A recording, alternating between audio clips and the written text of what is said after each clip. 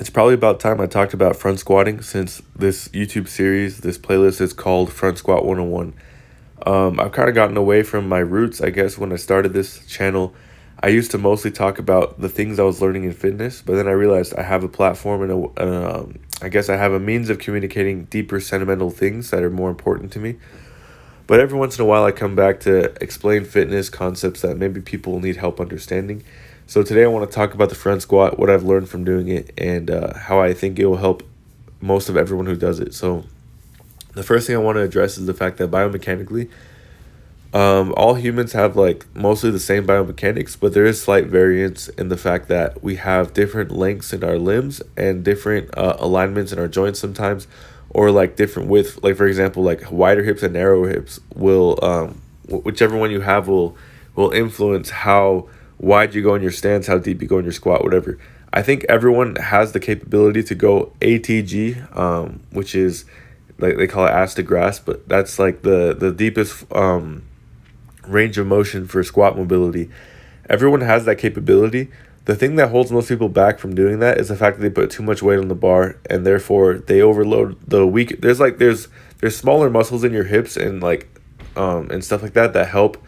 Your hamstrings help anyways to get to the bottom of the squat, because once you get past a certain point, so like you have a range of motion for each muscle group, and once you get out of that range of motion, it's like they pass the baton. So let's say like descending into the squat, it's like your quads and your hamstrings are dominant, but then you get down deep enough, your quads have to disengage, and you have stabilizer muscles in your hips, for example, like that might hold you there at the bottom of the squat. And then as you get up, those stabilizer muscles, they work hard to get to the point where your quads can take over.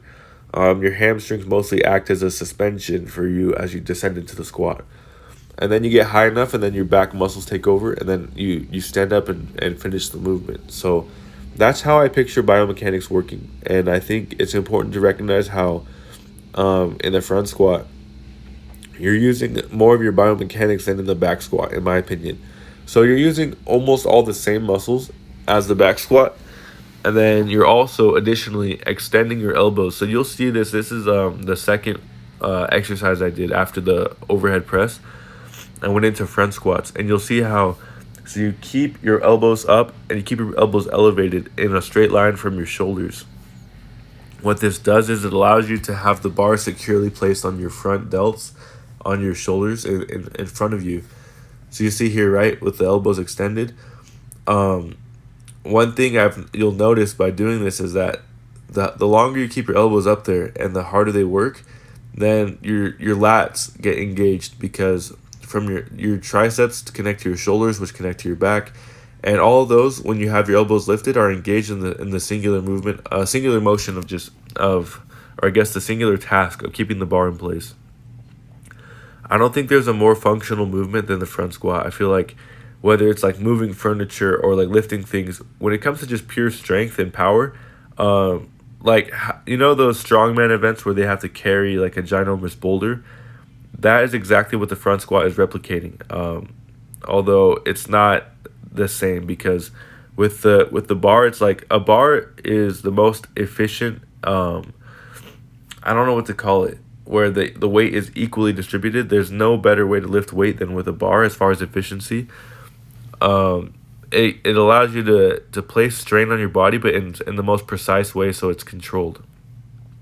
But let's say like you get up to like a 400, 500 pound front squat, which is nearly unheard of. Like most people will not touch they will not touch 315 on their front squat. They will not touch over 225. But my belief is that if someone were to dedicate themselves to squatting nearly every day for like 10 years, they would get to a point where they could front squat like 400 pounds. That's my belief. That person that front squats 400 pounds will be entirely capable of moving heavy things that other people would never be able to touch or never be able to lift. It's because there's these, you have these secondary muscles, these spinal erector muscles, or like these muscles that keep they call it your thoracic spine, to keep it erect and protect it from bending, from collapse. The front squat is what targets those muscles. The deadlift does not. The back squat does not as much. It's really the front squat that targets all those muscles because the leverage is different when you have the bar on your back versus on your shoulders in the front. Sorry, I'm having a hard time just stuttering, stammering. But anyways, I would recommend that to anyone who is looking to improve their posture. That's a primary benefit of that, is doing the front squat helps you be more upright. Because in order to do the front squat, to not have the bar roll off the front of your shoulders, is to be upright, and that's what it targets. Is those muscles that, because when you're doing the back squat, you're leaning forward, right? So by leaning forward, you disengage certain muscles. When you're doing the front squat, the muscles that get neglected in the back squat are primarily targeted. So yeah, that's what I would say about the front squat. I would say as well, one thing I've noticed about balancing is that when I do a back squat, it seems like the center of gravity is right over the middle of my foot, or like I'm leaning forward more, right, and the bar goes forward with me.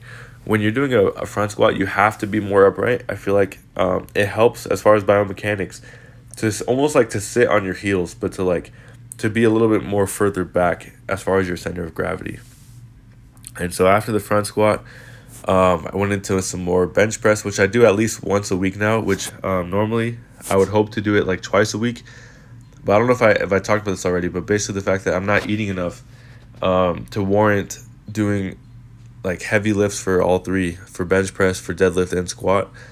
It's this kind of thing you have to realize there's a balance between exercising and eating, where the exercise is not what makes you strong. It's actually what it conditions your body to need supplements. So basically by exercising, you require your body to consume more food, and by consuming more food, your body becomes stronger. So if you're not able to eat enough to sustain, let's say like I go into a workout and I want to max out on 3 different lifts. That's not going to happen if I'm not eating like 3,000 calories and eating plenty of protein. But you don't worry, because you can still make progress on eating like just 100 grams of protein, eating like 2,000 calories, as long as you only focus on one specific lift and then do a few things to supplement that. It just depends on the level of commitment you want to have, how much food you want to eat. For me, the hard part is not working out. The hard part is eating enough and being consistent. It's a little bit of a chore for me, is eating enough. But when I do, then I notice I'm able to like focus on, let's say, 2 lifts at once.